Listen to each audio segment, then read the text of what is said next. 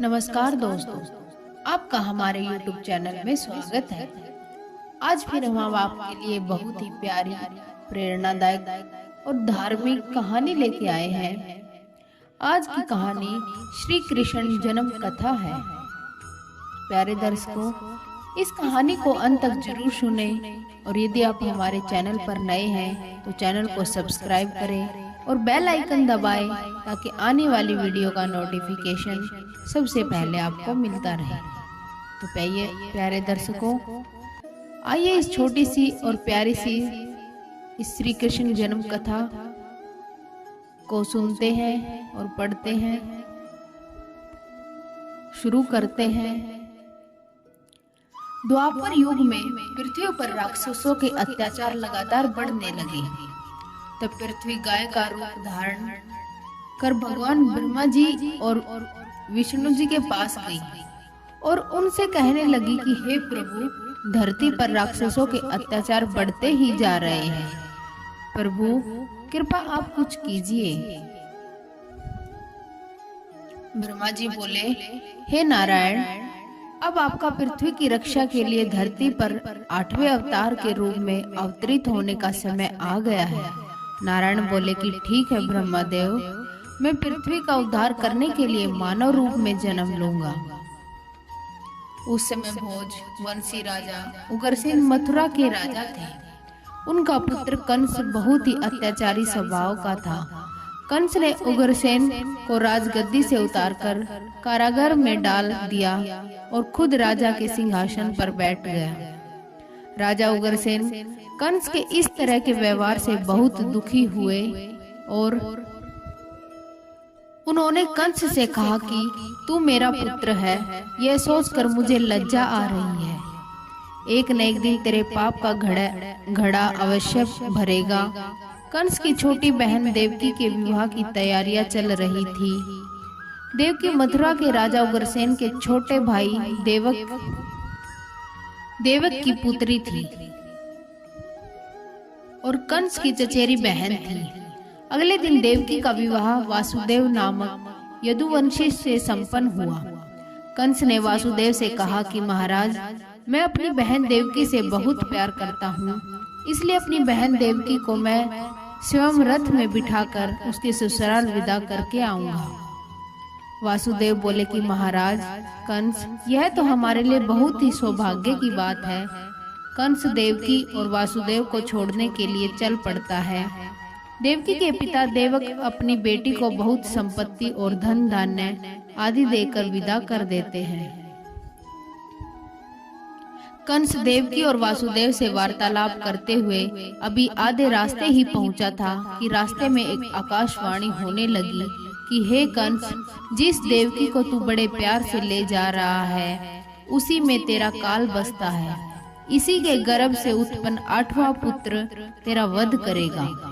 कंस ने ऐसा कहा, यह आकाशवाणी झूठी है, ऐसा नहीं हो सकता।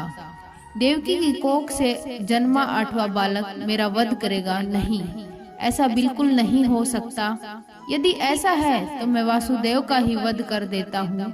कंस को लगता है कि यही ठीक रहेगा।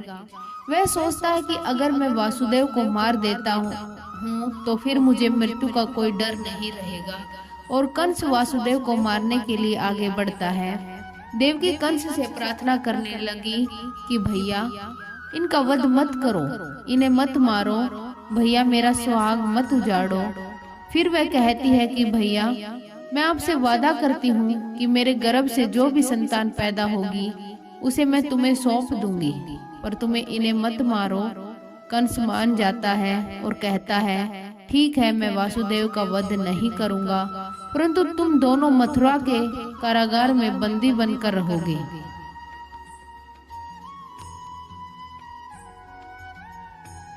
वासुदेव कहते हैं कि कंस, देवकी तुम्हारी प्रिय बहन है, मुझे काल कोठरी में बंद कर दो, पर देवकी को छोड़ दो। कंस ने देवकी और वासुदेव की एक भी बात नहीं सुनी और देवकी और वासुदेव को कारागार में डाल दिया। देवकी और वासुदेव बहुत ही दुखी और हताश हो गए। देवकी ने वासुदेव से कहा कि स्वामी, मेरी वजह से आज आपको कारागृह में रहना पड़ रहा है। मैं आपके लिए दुख और विपदा का कारण बनी हूँ। वासुदेव ने कहा, नहीं देवकी, ऐसा मत कहो। मैं तुम्हें पत्नी के रूप में पाकर बहुत प्रसन्न हूँ, बहुत खुश हूँ। हमें एक दिन कंस के पापों से मुक्ति जरूर मिलेगी। देवकी ने कहा, पर भैया कंस तो मेरी कोख से जन्मे सभी बच्चों को मार देंगे, हम क्या करें? देवकी और वासुदेव कारागृह में दुख भोग रहे थे। कंस समय समय पर उन दोनों को धमकाता रहता था। जब भी देवकी को बच्चा पैदा होता, तब कंस कारागृह में आकर देवकी के हाथ से उस बच्चे को छीन लेता और उसे मार देता था। हर बार देवकी कंस से बच्चे को न मारने की बहुत विनती करती, लेकिन वह नहीं मानता था। वह उसके पुत्र को मार देता था। देवकी सोचती है कि मैं हर बार अपने सामने अपने पुत्रों या पुत्रियों का वध होते हुए कैसे देख पाऊंगी। कंस बहुत ही बुरा अत्याचारी राजा था, जिससे उसकी प्रजा भी बहुत ही डरती थी। दुराचारी कंस ने देवकी और वासुदेव के 7 बच्चों को जन्म लेते ही मार दिया। अब 8वां बच्चा होने वाला था तो वह सोच रहा था कि अब देवकी के 8वें बच्चे के जन्म का समय निकट आ रहा है। उसने अपने सैनिकों को पहरा और बढ़ाने का आदेश दिया। देवकी और वासुदेव के कारागृह में बंदी रहने की बात नंद गांव में वासुदेव के मित्र नंद के कानों तक भी पहुंच गई। वह यह सोचकर दुखी होता है कि दुराचारी कंस ने वासुदेव और देवकी को अपने कारागृह में बंदी बनाकर रखा है और देवकी के 8वें पुत्र के जन्म का समय निकट आ रहा है। इधर यशोदा को भी बच्चा होने वाला है। वह सोचता है कि मुझे ही उनकी सहायता करनी होगी। 8वें बच्चे की रक्षा का उपाय सोचना होगा। जिस समय देवकी और वासुदेव के 8वें पुत्र का जन्म हुआ, संयोगवश से उसी समय यशोदा के घर कन्या का जन्म हुआ, जो और कुछ नहीं सिर्फ माया थी। भाद्रपद कृष्ण पक्ष की अष्टमी को रोहिणी नक्षत्र में श्री कृष्ण का जन्म हुआ। उनके जन्म लेते ही जेल की कोठरी में प्रकाश फैल गया। वासुदेव के सामने शंख, चक्र, गदा एवं पद्मधारी चतुर्भुज भगवान श्री हरि विष्णु ने प्रकट होकर कहा कि वासुदेव, मैं बालक का रूप लेकर देवकी के गर्भ से जन्म ले चुका हूँ। मेरा यह अवतार कंस के संहार के लिए ही हुआ है।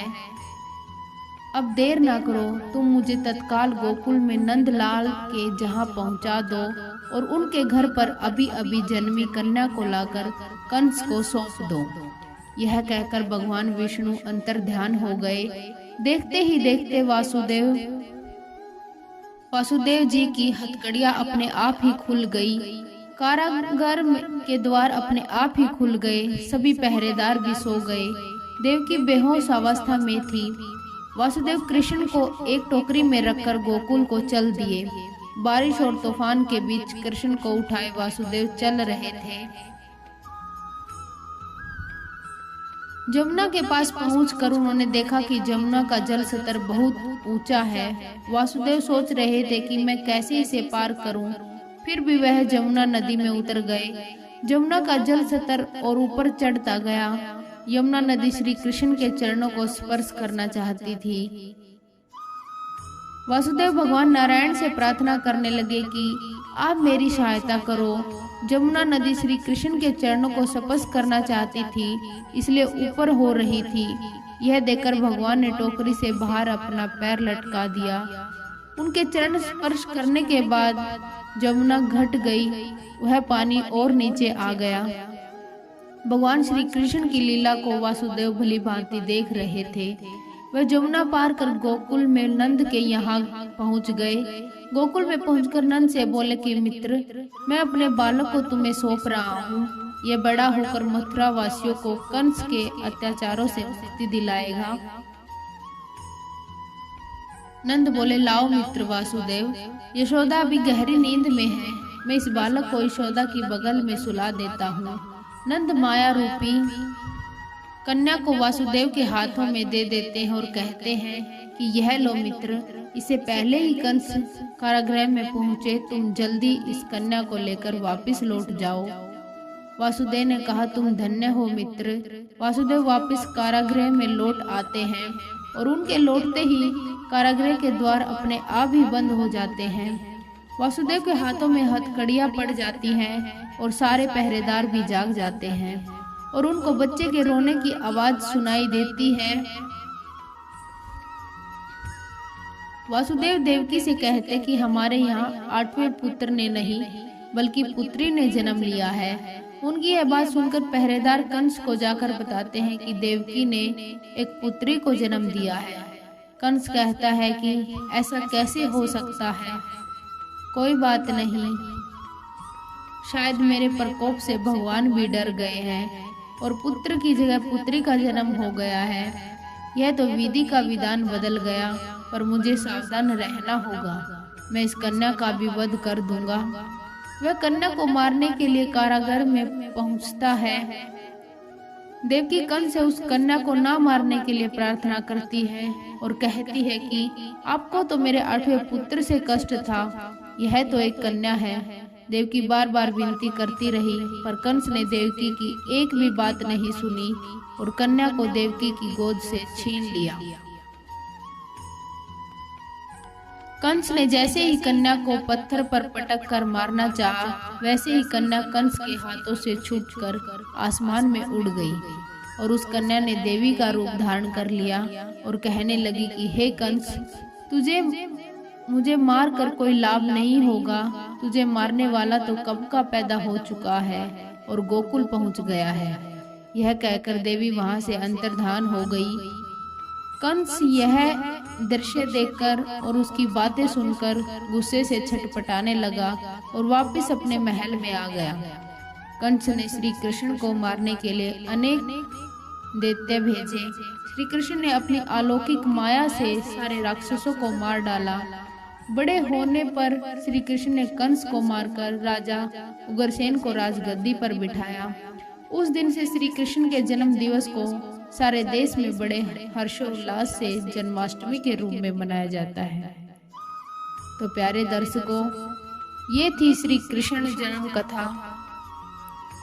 आशा है आपको बहुत पसंद आई होगी